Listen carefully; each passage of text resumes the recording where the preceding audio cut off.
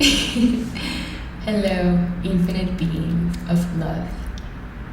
It has been so long, and I'm so excited to be able to come back to YouTube, to videos, and show up for my other selves.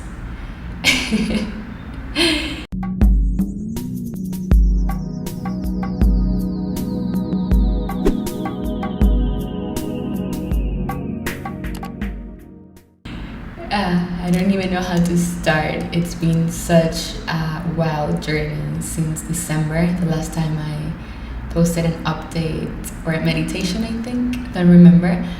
You know, timelines change so fast that I can't even keep track of what I was doing last week. I'm like, who was this person? Anyways, so much to learn. I think the main theme, it is humbleness for me. I learned that every time I think I got it, it's when I know nothing. I'm like, I got it now. Or, well, I know nothing. And it's a beautiful thing because I could see how I had developed such a beautiful connection with Source, with my God self, my God aspect. And it was so easy for me to tune in into downloads, into communication with my oversoul, with my higher self, and bring that forward for you in meditations, just a notification, in meditations, in sessions. But there was an aspect of myself, my human, that still had to work through integrating all that I was receiving. And I learned it more coming out into the world and having different relatings, because as God self, we learn through relationship with other beings. And I didn't understand how things that I thought that were gone, like I had transmuted and dealt with and released years, came back to surface for years before now. And it is the more and more that we anchor higher frequencies, the more and more that we embody our God self, our higher self. It's like if we're living in this 3D world of form, but our frequency, our DNA is restructuring into higher and higher states. So anything that's not aligned in our nervous system, because trauma is stored in the nervous system, comes out to surface to be healed. And every time we heal that aspect of ourselves, is that like healing that aspect in the whole collective consciousness. So I experienced, I think this was for New Year's, it was the most intense burning sensations. And I've been giving updates on Instagram, so if you don't follow me on Instagram, check out the updates, because sometimes when I'm not ready to share this in video, I just give like a previews there of what's happening in my timeline. So, and the Instagram links are in the comments. So I was feeling these burning sensations in my aura that were so intense, I didn't know what to do. It's like crying for hours, like that floaty state of ecstasy and bliss that I was feeling was gone. And I was like back on earth, but with the most intense pain. And I think it was more simultaneous, because I could feel high Kundalini energies and high moments of pleasure, but at the same time I was experiencing pain. So it was a simultaneous experience.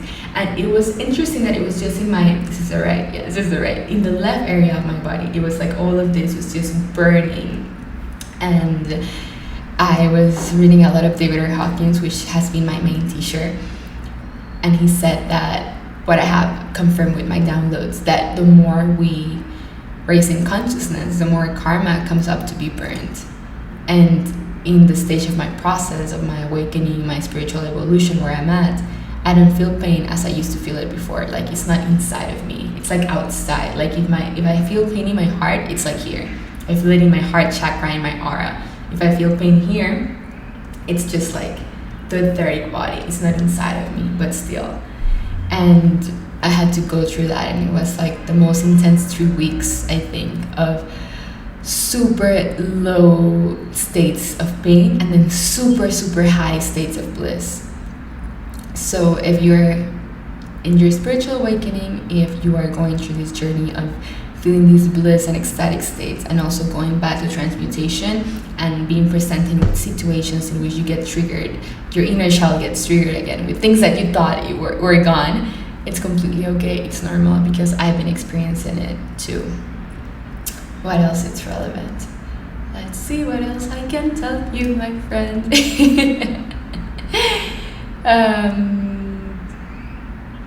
What else I learned? So it's good to separate ourselves into God self, the human self. And the human self has two aspects. For me, it's the baby aspect, which is our egos or the inner child, and also the adult aspect. I realized I didn't have an adult aspect the whole of last year because I was in quarantine, so it was so easy for me to be floating all the time. But this year, where I had to go back into the world, I'm like, I have to develop an adult self. And it's something about the ego that's still there in that adult, in managing experiences, in releasing that control and allowing the God self to act through that human self and the adult to create the life that we want. Because there's always manifestation happening, there's always new desires that come up, and then those experiences come into fruition, and then we learn the lessons of those experiences and new experiences come. And what I'm getting through with this is that the more we go further in our spiritual evolution, the more we need to bring those lessons into our human, into our adult. And I had this cognitive dissonance, I think is the name, between my God aspect and my human aspect. And it's like it was two complete separate beings, and I could snap easily into my human or snap easily back into my God self. So now I'm in a process of integration in which I'm bringing all the lessons from the God aspect into the human self. And that makes life so much more easier, because instead of trying to control, like I said before, or manage situations, it's like we release. We're like, okay, we're here in the world, we're humans. And I have a video about that I did last year. I'm gonna link it up. I think it was embodying our multidimensional self while enjoying the human experience. I had lost complete touch of the human experience. I was so blissed out before all of that burning sensations that I was in denial. Like, I don't want to live in the human world. I just want to be floating all the time. And that's part of my addictive personality, which if you guys have seen my videos of how I explain my timelines, I went to AA for 3 years, and I may go back because I think I got addicted to that bliss. And there's nothing wrong with that, but it's also part of like, okay, I'm in the real world. What's real? Nothing's real. It's all a dream. But I have to enjoy being human, because if I'm here, it's for a purpose. And I love sharing these lessons with you guys in these videos. I love doing sessions. But it was more about like enjoying eating, enjoying, sharing with other beings and talk about small talk or things about the world. And yes, so I think you can see now that it was just like a complete dissonance between the human and the God self. And now I feel like it's finally coming into one, and I'm so happy and grateful for that. And that's when humbleness comes in, because things that I still am learning, and it's a lifelong process. But I'm excited because I'm not the only one going through this. What else? The transmutation sensations. Whenever the burning sensations were done, it's like it comes in rashes. Sometimes my body, the skin gets super red. Sometimes it's through pimples. Sometimes it can be through feeling nauseous and you feel like you want to throw up, kind of like if you were in an ayahuasca retreat. So don't get scared if the way of transmuting energies in your field have been through getting rashes, getting pimples, getting nauseous, or feeling like this like these stomachache sensations, because it's like everything is just being moved up to be released. So it's completely normal if you're going through this. Something that has helped me a lot in that integration of my human with my God self has been ACIM, A Course in Miracles. It's been so amazing. I had done it before, but now I'm actually taking it seriously. And it's funny because I had to wait till the pain was so intense in my aura that I'm like, okay, I'm gonna take this course seriously. And I'm doing it every day.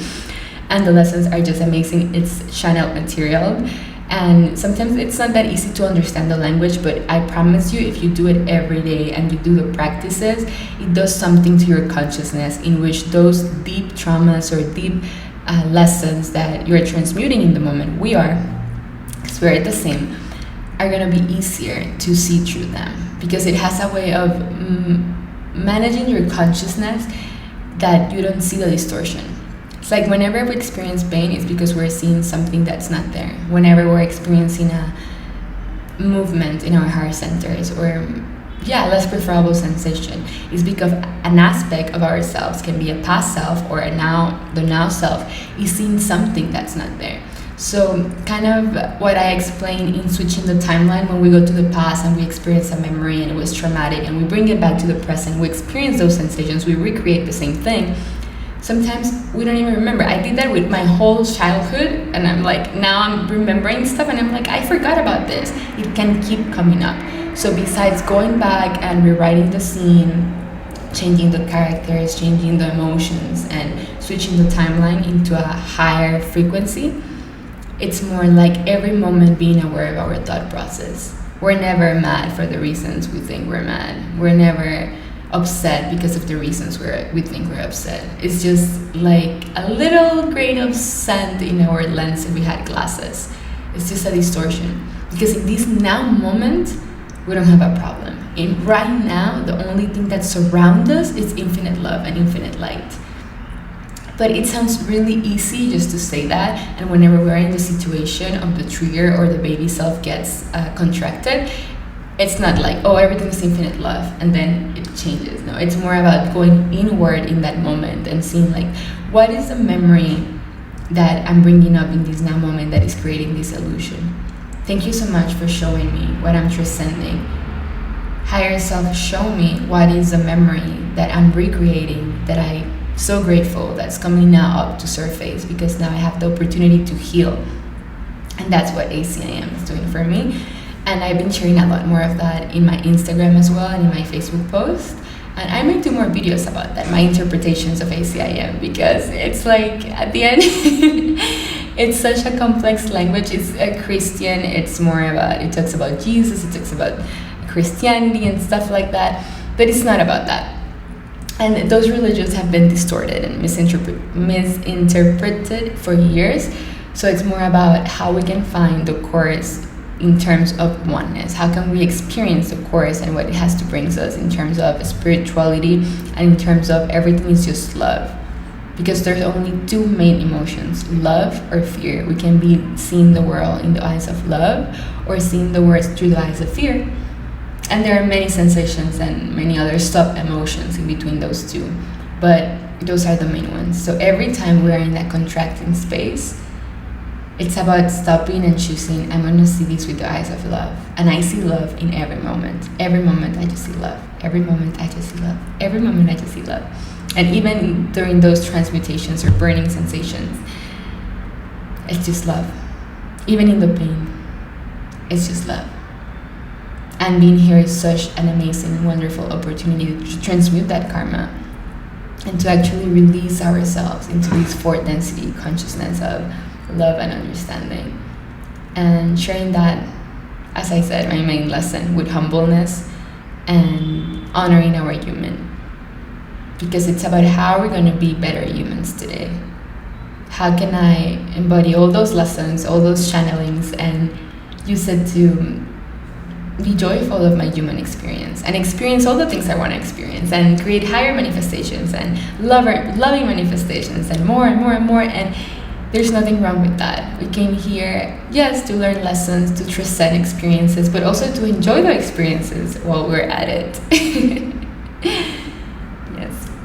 And probably it was a huge rant, and I don't know if it made sense, but that's a summary of the last 2 months of my life. And if you resonate, if you have been experiencing these burning sensations, these transmutations, channeling information from your God self and integrating into your human, experiencing higher states of manifestation, rapid synchronicities. If you resonate with anything that I have said, I would love to connect with you and see how I can contribute in your ascension journey. You can do that by booking a session down there, and I'll see you pretty soon. I want to go back to posting regularly and probably making one video a week or creating some meditations maybe with ACIM topics. Let me know if that's something that you would enjoy. Thank you so much for your presence, for being here, for all of you that, even if I haven't been creating videos, have followed my journey through Instagram, through Facebook. It actually really helps. I do feel your presence. I do feel the love. That's probably a car or a motorcycle. The motorcycle's feeling the love too. And when I see your DMs and your messages, it fills my soul. It gives me so much fulfillment because we're not alone. We're all in this together. I love you so much, my friend, and I'll see you in my next video.